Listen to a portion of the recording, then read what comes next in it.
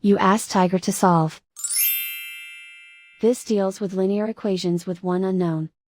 The final result is t equals 4. Let's solve it step by step. Swap sides. Group all constants on the right side of the equation. Add 6 to both sides. Simplify the arithmetic.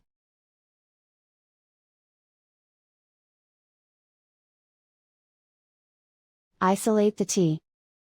Divide both sides by 2. Simplify the fraction.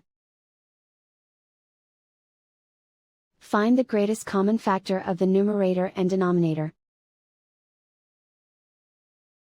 Factor out and cancel the greatest common factor. And so the final result is t equals 4.